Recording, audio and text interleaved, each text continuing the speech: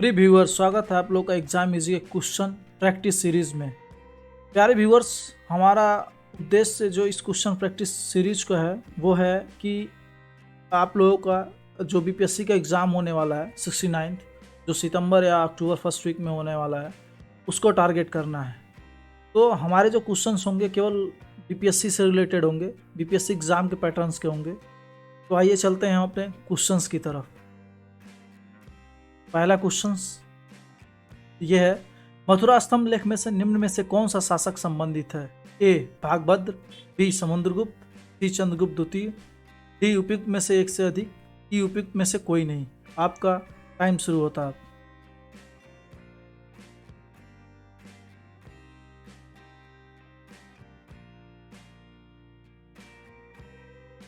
तो इसका जो सही आंसर है वो है सी चंद्रगुप्त द्वितीय। आइए चलते हैं, अब इसके एक्सप्लेनेशन को देख लेते हैं। इसे मथुरा से प्राप्त किया गया मथुरा स्तंभ लेख से संबंधित शासक चंद्रगुप्त द्वितीय है। यह स्तंभ लेख गुप्तकालीन है।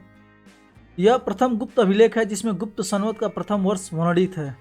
इस स्तंभ लेख द्वारा वैष्णव धर्मी गुप्त सम्राट की धार्मिक संस्था पर प्रकाश पड़ता है तथा महेश्वर समुदाय के उदिताचार्य का वर्णन मिलता है।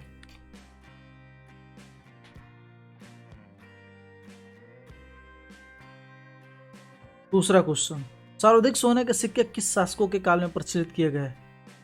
ए कुषाण शासकों, बी मौर्य शासकों, सी सातवाहन शासकों, डी उपयुक्त में से एक से अधिक, ई उपयुक्त में से कोई नहीं। आपका टाइम स्टार्ट होता है।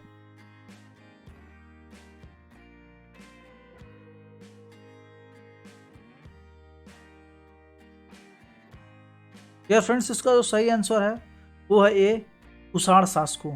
आइए चलिए अब इसके एक्सप्लेनेशन को देखते हैं।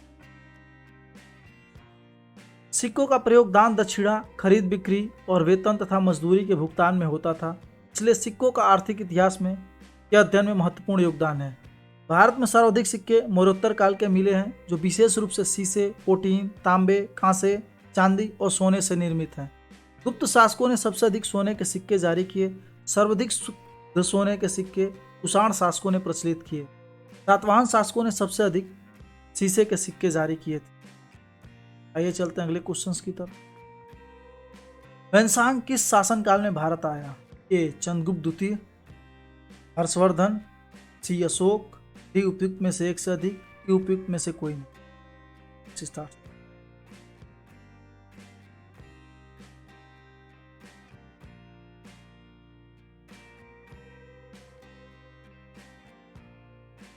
स्टूडेंट्स, इसका जो सही आंसर है वो है हर्षवर्धन। आइए चलते हैं इसका एक्सप्लेनेशन को देखते हैं। वैनसांग सम्राट हर्षवर्धन के समय भारत आया। इसने 13 वर्ष भारत में भ्रमण किया। इसने नालंदा विश्वविद्यालय में 6 वर्ष तक अध्ययन किया तथा कुछ समय हर्ष के दरबार में रहा। इसने हर्ष को शिलादित्य की उपाधि से विभूषित किया।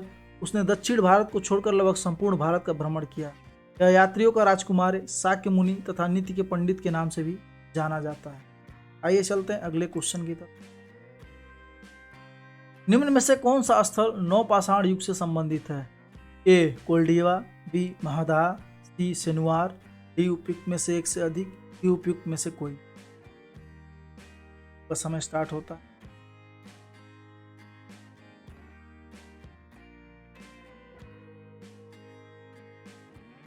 इस प्रश्न का सही उत्तर है डी उपयुक्त में से एक से अधिक। आइए चलते हैं अब इसके एक्सप्लेनेशन को देखते हैं। यूनानी भाषा को न्यू शब्द नवीन के अर्थ में प्रयुक्त होता है, इसलिए इस काल को नवपाषाण काल कहा जाता है। मेहरगढ़ में कृषि के प्राचीनतम साक्ष्य मिले हैं। नवपाषाण युग के निवासी सबसे पुराने कृषक समुदाय थे। यह लोग अस्थायी घर बनाकर रहते थे। मिट्टी के बर्तन इसी काल में सर्वप्रथम बने थे। कृषि और पहिया का आविष्कार नवपाषाण काल की ही देन थी। नवपाषाण काल के प्रमुख स्थल सराय खोला, बुर्जहोम, गुफा कराल, कोल्डिवा, महादाह, ईरान, सिनुआर आदि है। आइए चलते हैं अगले प्रश्न। नवपाषाण कालीन स्थल चिरात का संबंध किस राज्य से है? ए असम, बी उत्तर प्रदेश, सी बिहार, डी उपयुक्त में से एक से अधिक, ई उपयुक्त में से कोई नहीं। बस समय स्टार्ट होता है।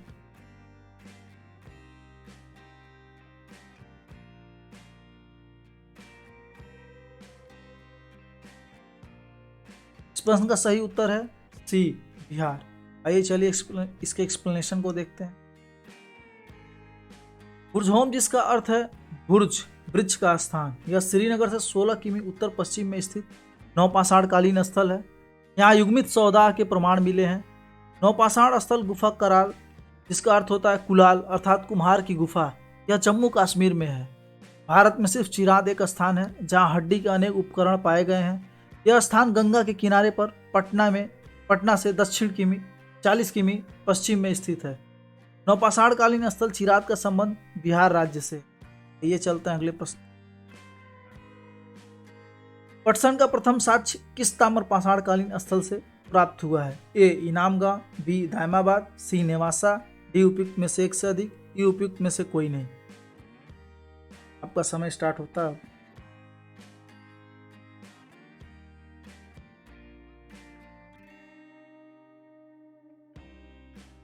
इस प्रश्न का सही उत्तर है नेवासा।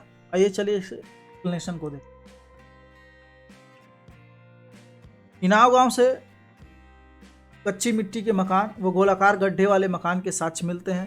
दायमाबाद गोदावरी नदी के तट पर स्थित है। नौदा टोली का उत्खनन HD संकालिया द्वारा किया गया था। यह महाराष्ट्र के नर्मदा नदी के तट पर अवस्थित है। इस काल से चित्रित काले मृदभांड मिले हैं। नेवासा से पटसन का प्रथम साक्ष्य प्राप्त हुआ। आइए चलते हैं अगले प्रश्न। दायमाबाद से तांबे से बनी किन किन वस्तुओं के साक्ष्य प्राप्त हुए हैं? ए रथ चलाते हुए मनुष्य, बी हाथी, सी सांड, डी उपयुक्त में से एक से अधिक, ई उपयुक्त में से कोई नहीं। का समय स्टार्ट होता है।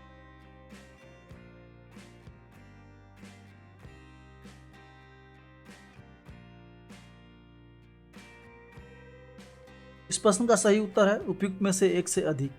आइए चलते हैं इसके एक्सप्लेनेशन की तरफ। गिलुंद आहार संस्कृति का स्थानीय केंद्र माना जाता है। गिलुंद से पक्की ईंटों का साक्ष्य मिला है तथा बालाथाल से टेराकोटा का साक्ष्य मिला है। दायमाबाद गोदावरी नदी के तट पर स्थित है।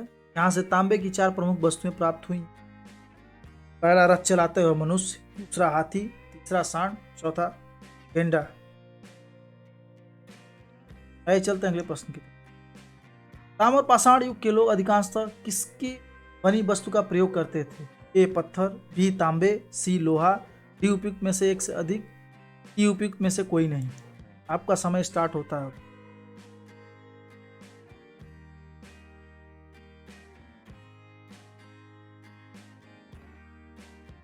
इस प्रश्न का सही उत्तर है उपयुक्त में से एक से अधिक। आइए चलते हैं इसके एक्सप्लेनेशन को देखते हैं। धातुओं में सर्वप्रथम तांबे का प्रयोग हुआ। पत्थर तथा तांबे के उपकरणों का साथ साथ प्रयोग होने के कारण इस संस्कृति को ताम्र पाषाण काल कहते हैं। ताम्र पाषाण युग के लोग अधिकांशतः पत्थर और तांबे की बनी वस्तुओं का प्रयोग करते थे। भारत में ताम्र पाषाण अवस्था की बस्तियां दक्षिण पूर्व भारत में पाई गई हैं, जिसमें दक्षिण पूर्व राजस्थान में आहार और दूसरा गिलुंद प्रमुख है। सबसे विस्तृत उत्खनन पश्चिमी महाराष्ट्र में हुए हैं। इसके प्रमुख पुरा स्थल अहमदनगर जिले में जोरवे, नेवासा और दायमाबाद तथा पुणे जिले में चंदौली, सोनगांव, इनामगांव स्थित हैं। ये सभी स्थल जोरवे संस्कृति से संबंधित हैं। आइए चलते हैं अगले प्रश्न। निम्नलिखित में से किन स्थल से पूर्ण समाधान के उदाहरण प्राप्त हुए हैं? नागार्जुनिकोंडा, बी मास्की, सी आदि चलनूर, डी उपयुक्त में से एक से अधिक, ई उपयुक्त में से कोई नहीं। आपका समय स्टार्ट।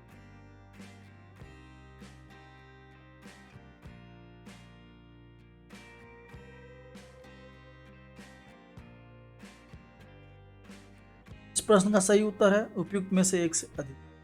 आइए चलते हैं इस एक्सप्लेनेशन की तरफ। आंशिक समाधान। महापाषाण संस्कृति में अधिकांश मृतकों का आंशिक समाधान किया जाता था। दक्षिण भारत में अधिकांश कब्रों में वयस्कों की केवल कुछ चुनी हुई हड्डियों के दफनाने के प्रमाण मिले हैं। पूर्ण समाधान नागार्जुनिकोंडा, मास्की, आदिचलनूर आदि से पूर्ण समाधान में मृतकों को पूर्व पश्चिम क्रम अर्थात सिर पूर्व की ओर तथा पैर पश्चिम की ओर कर दफनाया जाता था, जिसे कलश समाधान भी कहा जाता था। ये चलते हैं अगले प्रश्न।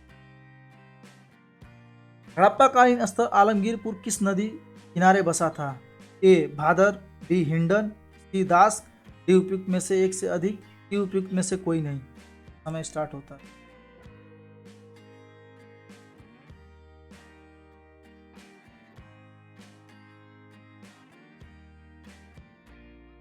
इस प्रश्न का सही उत्तर है हिंडन नदी।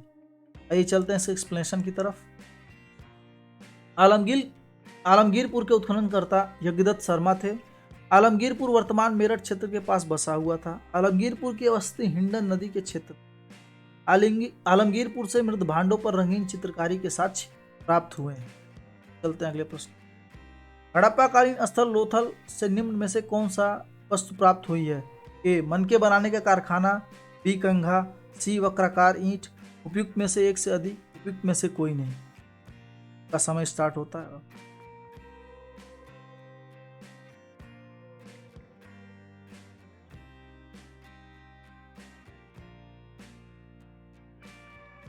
प्रश्न का सही उत्तर है उपयुक्त में से कोई नहीं। आइए चलते हैं इसके एक्सप्लेनेशन की तरफ। लोथल की अवस्थी वर्तमान अहमदाबाद क्षेत्र में थी। इसके उत्खननकर्ता रंगनाथ राव थे। यह भोगवा नदी के किनारे बसा था। लोथल से गोदीवाड़ा वृत्ताकार तथा चौकोर अग्निवेदिका, हाथी दांत, चावल और बाजरे पर 2 मुहे राक्षस का अंक, पारस की मुहरें, घोड़े की मृण मूर्तियाँ, 3 युग्मित समाधियाँ तथा चालाक लोमड़ी के साक्ष्य प्राप्त हुए हैं। आइए चलते हैं अगले प्रश्न की तरफ। कालीबंगा में निम्न में से किसके साक्ष्य प्राप्त हुए हैं? ए अग्निहवन कुंड, बी तांबे की कुल्हाड़ी, सी मिट्टी का हल, डी उपयुक्त में से एक से अधिक, डी उपयुक्त में से कोई नहीं। आपका समय स्टार्ट होता है।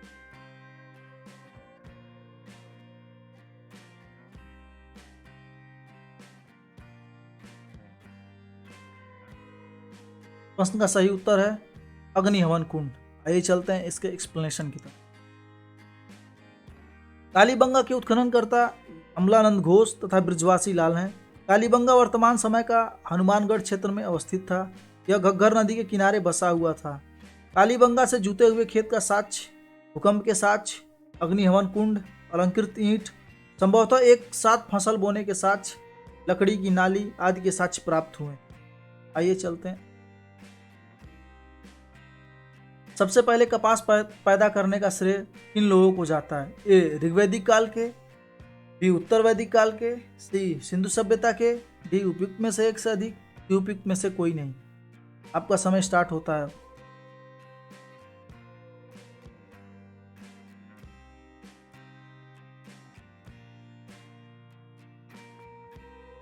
प्रश्न का सही उत्तर है सिंधु सभ्यता। ये चलते हैं इसके एक्सप्लेनेशन की तरफ। सिंधु सभ्यता के लोग गेहूं, जौ, राई, मटर आदि अनाज पैदा करते थे। वे 2 किस्म का गेहूं और जौ उगाते थे। इसके अतिरिक्त तिल और सरसों भी उगाते थे। सबसे पहले कपास पैदा करने का श्रेय सिंधु सभ्यता के लोगों को जाता है। चूंकि कपास का उत्पादन सबसे पहले सिंधु सभ्यता के क्षेत्र में हुआ, इसलिए यूनान के लोग इसे सिंडन कहने लगे। आइए चलते हैं अगले प्रश्न। गन्ने उत्पादन का साक्ष्य निम्न में से किस स्थल से प्राप्त हुआ है? ए लोथल, बी रंगपुर, सी कालीबंगा, डी उपयुक्त में से एक से अधिक, ई उपयुक्त में से कोई नहीं। आइए देखते हैं। आइए आपका समय स्टार्ट होता है।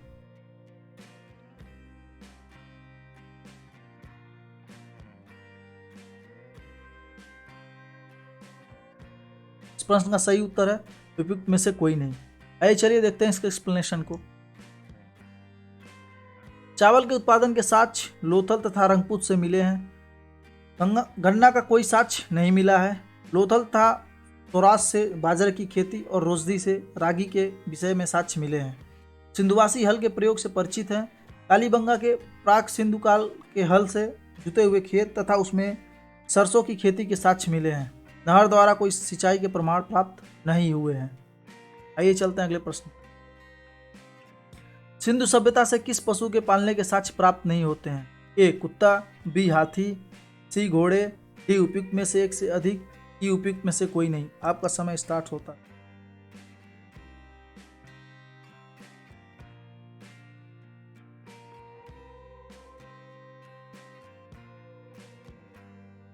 उपयुक्त में से एक से अधिक। आइए इसके एक्सप्लेनेशन को देखते हैं। हड़प्पाई लोग बैल, गाय, भैंस, बकरी, भेड़ और सुअर पालते थे। इन्हें कुबड़ वाला सांड विशेष प्रिय था। इसके अतिरिक्त यह गधे और ऊंट भी रखते थे। कुत्ते प्रारंभ से ही पालतू जानवरों में थे। बिल्ली भी पाली जाती थी। कुत्ता और बिल्ली दोनों के पैरों के निशान मिले हैं। सिंधुवासी हाथी व घोड़े से परिचित तो थे, लेकिन उन्हें पालतू बनाने में सफल नहीं हो सके। क्योंकि हाथी और घोड़े पालने के साक्ष्य प्रमाणित नहीं हो सके। आइए चलते हैं अगले प्रश्न। इसने हड़प्पा और मोहनजोदड़ो को जुड़वा राजधानी माना है? A Hunter, B Stuart Piggott, B C Wheeler. उपयुक्त में से एक से अधिक, उपयुक्त में से कोई नहीं। आपका समय स्टार्ट होता है।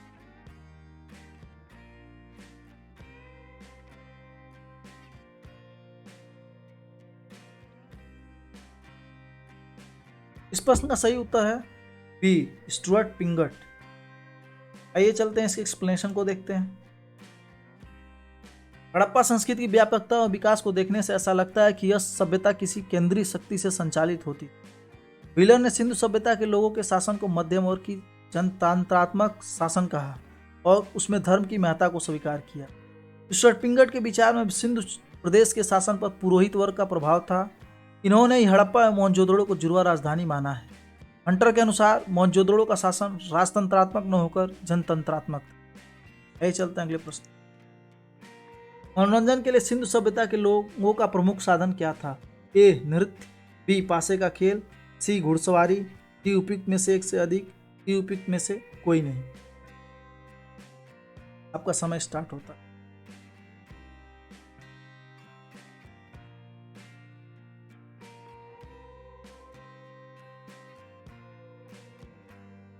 इस प्रश्न का सही उत्तर है उपयुक्त में से एक से अधिक। चलिए इस एक्सप्लेनेशन को देखते हैं।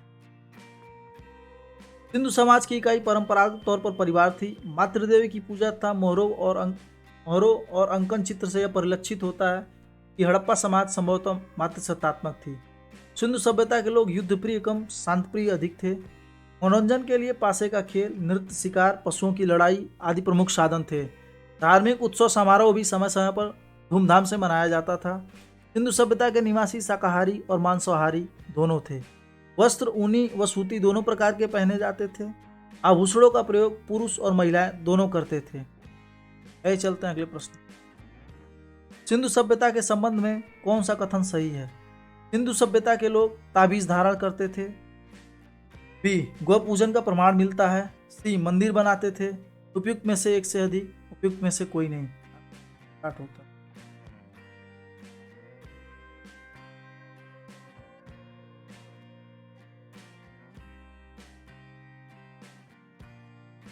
इस प्रश्न का सही उत्तर है सिंधु सभ्यता के लोग ताबीज धारण करते।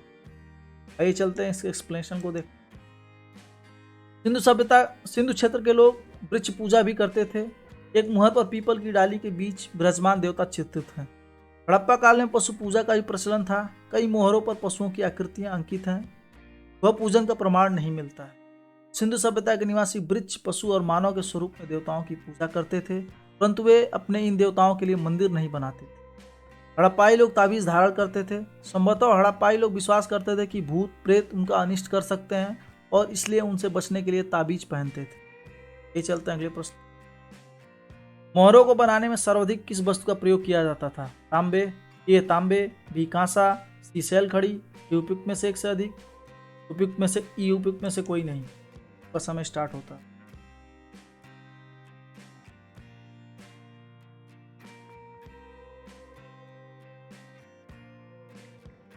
इस प्रश्न का सही उत्तर है सैल खड़ी।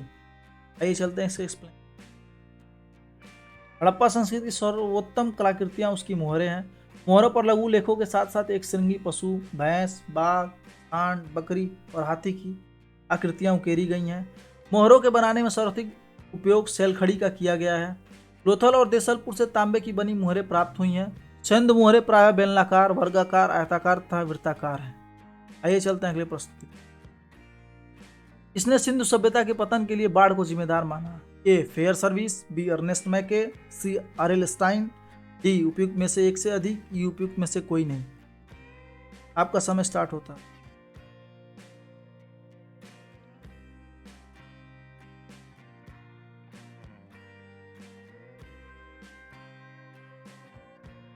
प्रश्न का सही उत्तर है अर्नेस्ट मैके। आइए चलते देखते हैं इसके एक्सप्लेनेशन को। गार्डन चाइल्ड और व्हीलर। सिंधु सभ्यता विदेशी आक्रमण तथा आर्यों के आक्रमण से नष्ट हुई। John Marshall. इस सभ्यता के विनाश के लिए भूकंप उत्तरदायी था। प्रशासनिक शिथिलता के कारण इस सभ्यता का विनाश हुआ। अर्नेस्ट मैके। सिंधु सभ्यता बाढ़ के कारण नष्ट हुई। फेयर सर्विस, संसाधनों में कमी, वनों का कटाव, पारिस्थितिकी संतुलन पतन का कारण था। आर एल स्टाइन, जलवायु परिवर्तन के कारण यह सभ्यता नष्ट हुई।